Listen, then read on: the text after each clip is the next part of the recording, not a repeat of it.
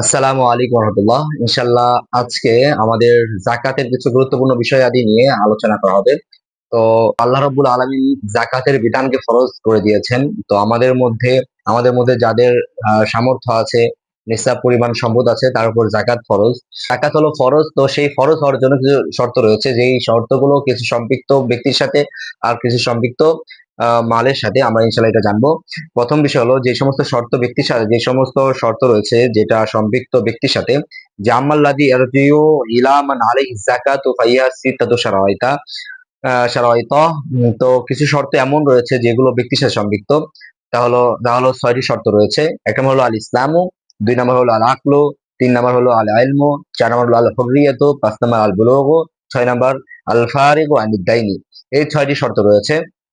এটা হলো ব্যক্তির সাথে সম্পৃক্ত জাকাত ফরজ হওয়ার জন্য। তো এক নম্বর হলো মুসলমান হইতে হবে। যে ব্যক্তি জাকাত দিবে তার মুসলমান হইতে হবে, যার উপর জাকাত ফরজ হবে মুসলমান হইতে হবে। 2 নম্বর আকেলবান হইতে হবে। 3 নম্বর হুররি হইতে হবে, স্বাধীন হইতে হবে। তারপরে তাকে বালেগ হইতে হবে।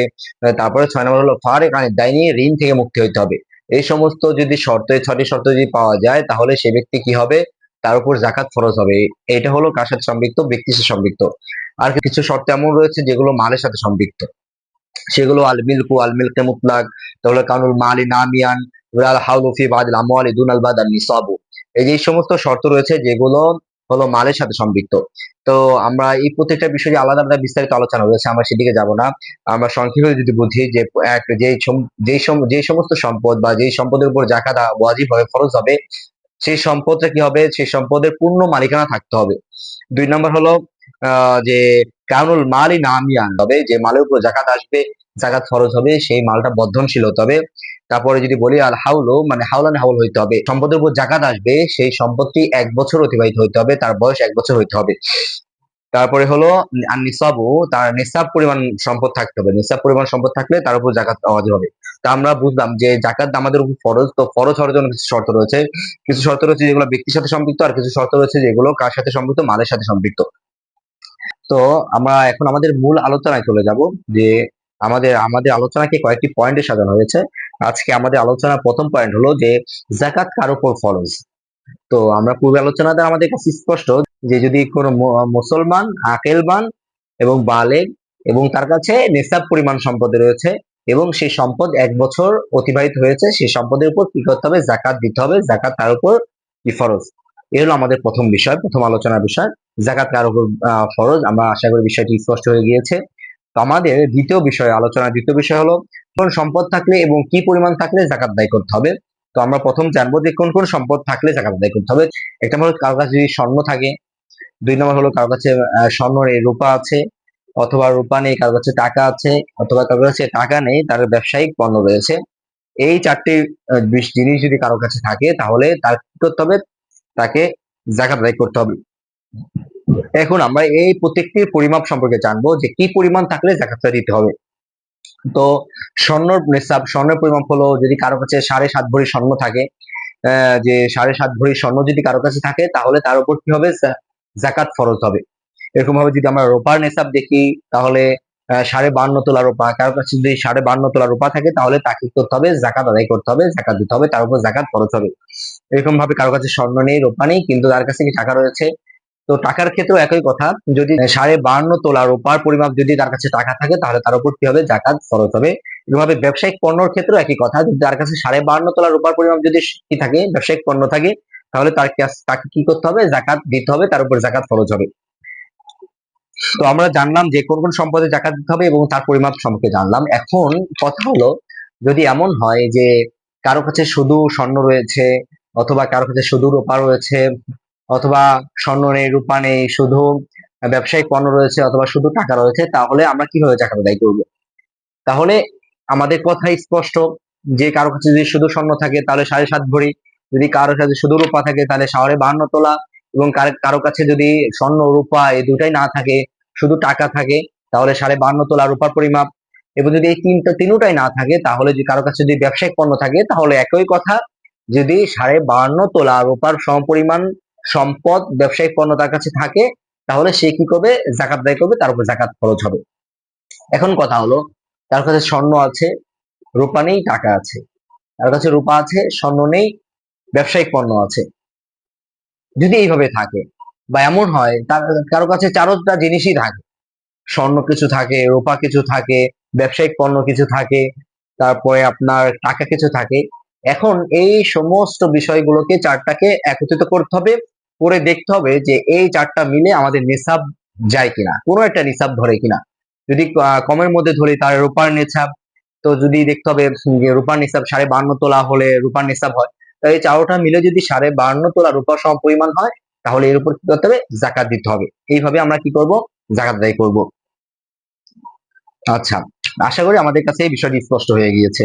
আজকে আমাদের আলোচনার তৃতীয় বিষয় হলো যে কোন কোন সম্পদ আহ থাকলে বা কোন কোন সম্পদের উপর জাকাত আসে না। আমাদের আমাদের আজকের আলোচনার তৃতীয় বিষয় হলো যে কোন কোন সম্পদের উপর জাকাত আসে না। তো এটার উত্তর হলো যে আমাদের নিত্য প্রয়োজনে যে সমস্ত জিনিস আমরা ব্যবহার করি, যেমন আমরা চলাচলের জন্য বাইক ব্যবহার করি বা মাইক্রো কার ব্যবহার করি, বাসস্থানে আমরা আসবাবপত্র ব্যবহার করি, খাবার রাখার জন্য ফ্রিজ ব্যবহার করি, বা বিভিন্ন আসবাবপত্র বলতে যা বোঝায় যেগুলো আমাদের নিত্য প্রয়োজন, আমাদের প্রয়োজন হয়, এই সমস্ত জিনিসের উপর আমার জাকাত আসে না। তো এখন দেখা গেল যে কারো কাছে এমন রয়েছে, যেমন কারো কাছে ফ্রিজ রয়েছে, ধরেন ধরেন বাসায় 2টা বা 3টা বা 10টা ফ্রিজ রয়েছে। তো একটি আমি নিজে ব্যবহার করি, আর 9টি বা 8টি বা 7টি রয়েছে যেগুলো দিয়ে আমি যদি ভালো কাস্টমার পাই আমি বিক্রি করে দিব, তাহলে তার উপর জাকাত আসবে। আর যদি নিজে ব্যবহার করি, যেটা আমার নিজের কাজে ব্যবহার হয়, তার উপর জাকাত আসবে না। যেমন ধরেন আমাদের কাছে 2টা মোটরসাইকেল রয়েছে, একটা বিক্রি করে দিব আর একটা নিজে বাহনের ক্ষেত্রে ব্যবহার করে চলাচল করি। তো যেটা নিয়ে আমরা চলাচল করি তার উপর জাকাত আসবে না, কারণ নিত্য প্রয়োজন এটা আমাদের ব্যবহার হচ্ছে, প্রয়োজনে লাগতেছে। যেটা প্রয়োজনে লাগতেছে না, যেটা আমরা রেখে দিয়েছি বিক্রি করার জন্য, তার উপরে জাকাত আসবে। বিষয়টি একদমই সোজা, আশা করি আমাদের কাছে বিষয়টা কি হয়েছে, স্পষ্ট হয়েছে। তো আজকে আমাদের আলোচনার 4 নম্বর বিষয় হলো যে জাকাতের নিয়তের বিধান কি, যে জাকাত আমরা আদায় করব তার নিয়ত কখন করতে হবে। হ্যাঁ, এর উত্তর একদম সোজা। আমরা যখন জাকাত আদায় করব তখন আমরা জাকাতের নিয়ত করে জাকাত দিয়ে দিব, তাহলে আমাদের নিয়ত হয়ে যাবে, জাকাতের নিয়ত হয়ে যাবে। এখন এখানে কথা হলো যে কেউ টাকা দিয়ে দিয়েছি কিন্তু নিয়ত করি নাই, কাউকে কোনো গরিব মিসকিন আমার বাসায় আসলো, আমি তাকে টাকা দিয়ে দিলাম কিন্তু নিয়ত করলাম না, তারপরে নিয়ত করলে জাকাত আদায় হবে কিনা। এর ক্ষেত্রে উত্তর হলো যে যদি এমন হয় আমি কাউকে টাকা দিয়েছি, তো যাকে টাকা দিয়েছি সে এখনো ওই টাকা নিয়ে ধ্বংস করে ফেলেনি, নষ্ট করেনি, খাবার খেয়ে ফেলেনি বা খরচ করে ফেলেনি। যদি এমন হয় সেই যেই টাকাটা আমি গরিব মিসকিনকে দিয়েছি এবং সেই টাকাটা গরিব মিসকিনের হাতে এখনো সংরক্ষণ রয়েছে, তাহলে আমি যদি সেই সময় নিয়ত করে ফেলি তাহলে আমাদের এই নিয়তের দ্বারা জাকাত আদায় হয়ে যাবে।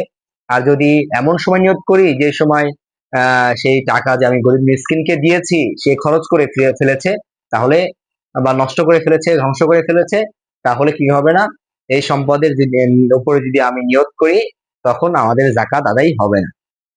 তো একটা আমরা যেটা করে থাকি, আমরা আমরা যেটা করব, আগে থেকে আমরা আমাদের টাকা থেকে, সম্পদ থেকে আমাদের 10 লাখ হোক, 5 লাখ হোক, 50,000 হোক, যত টাকা জাকাত আসে আমরা আলাদা করে ফেলবো, আলাদা করে নিয়ত করে রাখবো, ওখান থেকে আস্তে আস্তে দিতে থাকবো, তাহলে বিষয়টা ও কি হবে, অতি সহজ হবে। আশা করি এই বিষয়টি আমাদের কাছে স্পষ্ট হয়েছে। যে আলোচনা আজকে 5 নম্বর বিষয় হলো যে আমরা কাদেরকে জাকাতের টাকা কাদেরকে দেওয়া যাবে এবং কাদেরকে দেওয়া যাবে না। জাকাত পাওয়ার হকদার বা মাসরাফ কারা।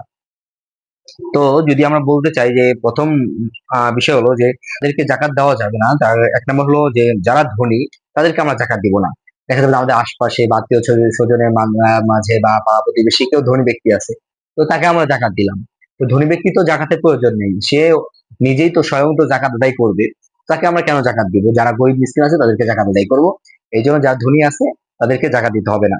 2 নম্বর হলো যারা সাইয়েদ বংশের তাদেরকে জাকাত দেওয়া যাবে না। আল্লাহ রাসূল সাল্লাল্লাহু আলাইহি ওয়াসাল্লাম সাইয়েদ বংশের লোকদেরকে জাকাত দিতে নিষেধ করেছেন, তাদের সম্মানার্থে, তাদের সম্মানের জন্য আল্লাহ রাসূল সাল্লাল্লাহু আলাইহি ওয়াসাল্লাম তাদের নিষেধ করেছেন। হ্যাঁ, তাদের যদি প্রয়োজন হয়, তাদের টাকার প্রয়োজন বা অন্য কিছু প্রয়োজন, আসবাবপত্রের প্রয়োজন, থাকার বাসস্থানের প্রয়োজন, তো আমরা তাদেরকে হাদিয়া দিব বা অন্যভাবে দিব, কিন্তু আমরা স্বয়ং জাকাতে নিয়ত করে জাকাতের টাকা তাদেরকে দিব না। এটা হলো শরীয়তের বিধান।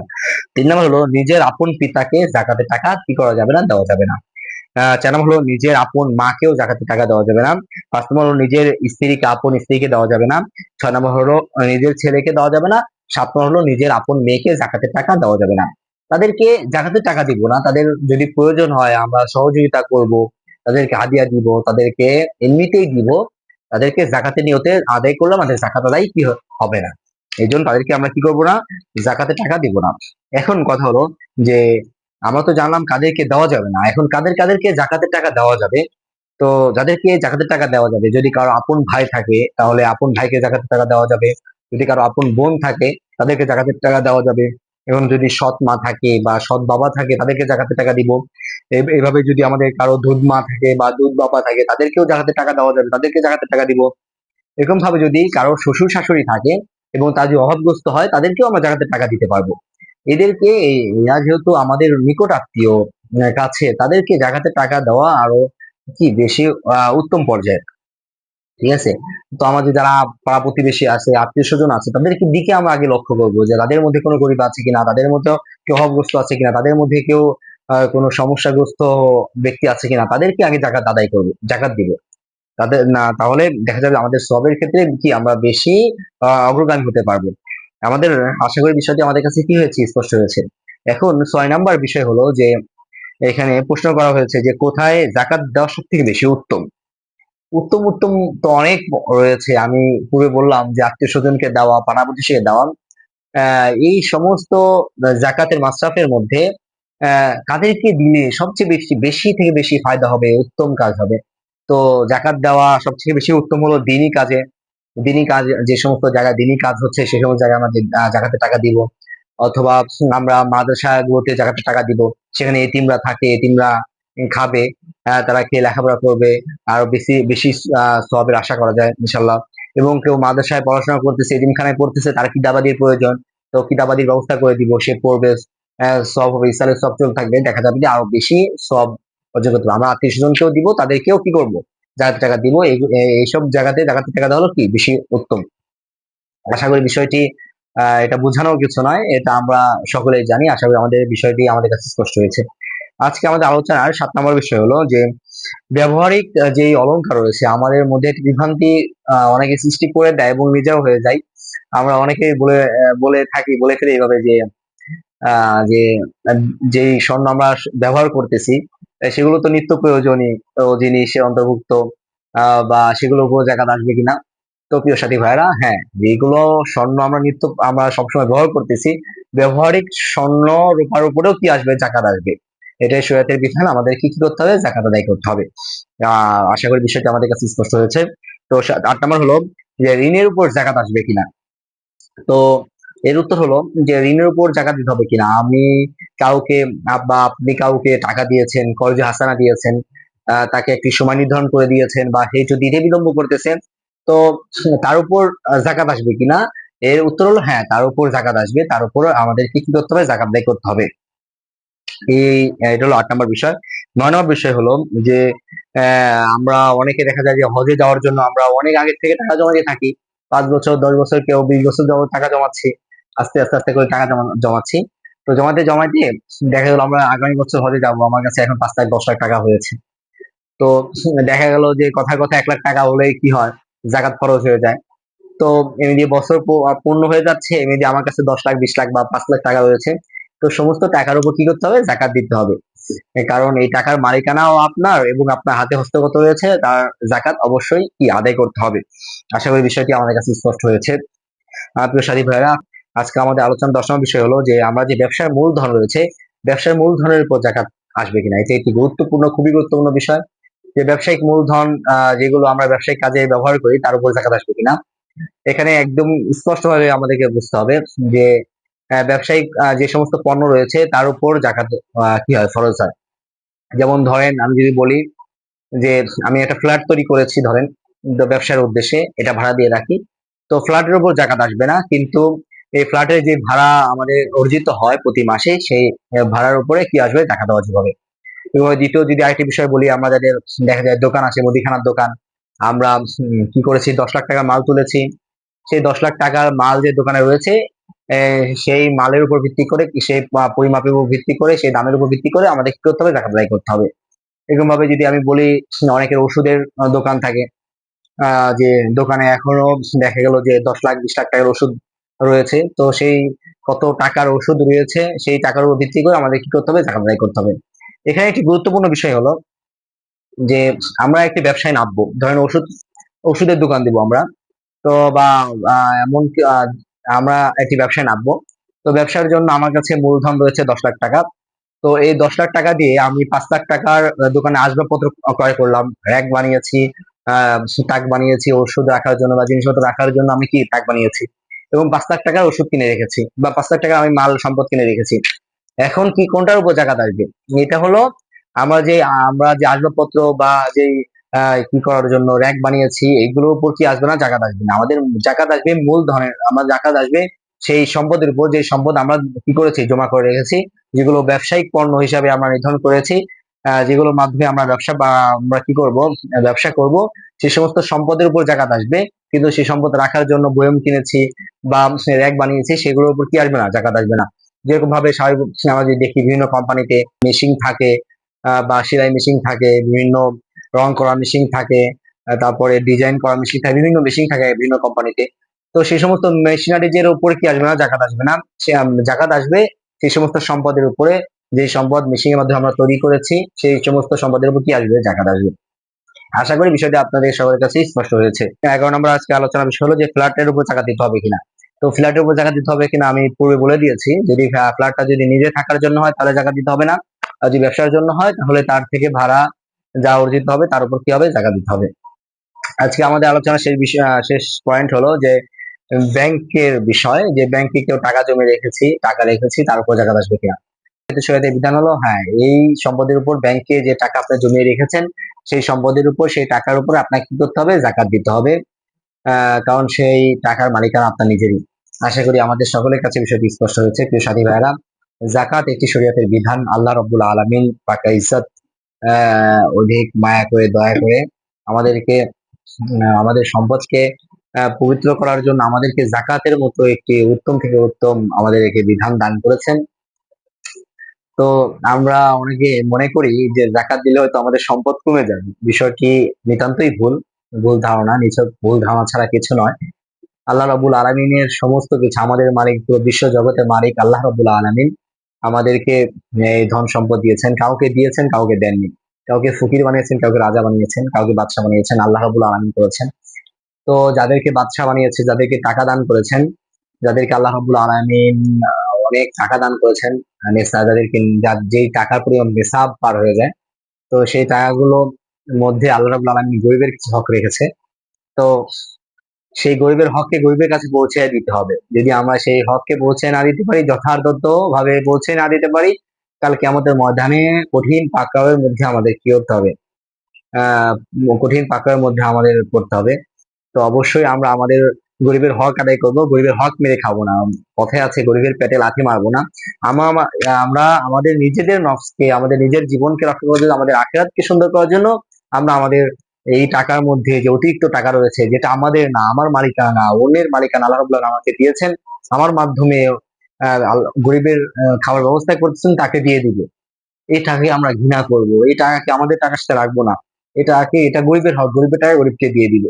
মিসকিনকে টাকা, অসহায়ের টাকা অসহায়কে আমরা দিয়ে দিব। এটাই শরীয়তের বিধান।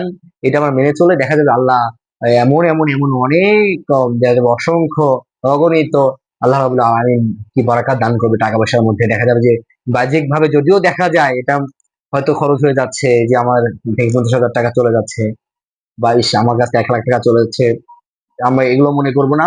আমরা কি করব? আমরা ইনশাআল্লাহ জাকাত আদায় করব। দেখা যাবে যে আল্লাহ রাব্বুল আলামিন অনেক অনেক অনেক বরকত দান করবেন, বারাকা দান করবেন। আল্লাহ রাব্বুল আলামিন আমাদের সকলকে জাকাত আদায় করার মতো তৌফিক দান করেন। আল্লাহ রাব্বুল আলামিন আমাদের সকলকে কবুল করেন, তার দ্বীনের জন্য কবুল করেন। আল্লাহ রাব্বুল আলামিন আমার মেহনতকে, আপনাদের মেহনতকে আল্লাহ রাব্বুল আলামিন কবুল করেন। এই বলে আমার সংক্ষিপ্ত বক্তব্য শেষ করছি। ওয়া আখিরু দাওয়ানা আলহামদুলিল্লাহি রাব্বিল আলামিন। আসসালামু আলাইকুম ওয়া রাহমাতুল্লাহ।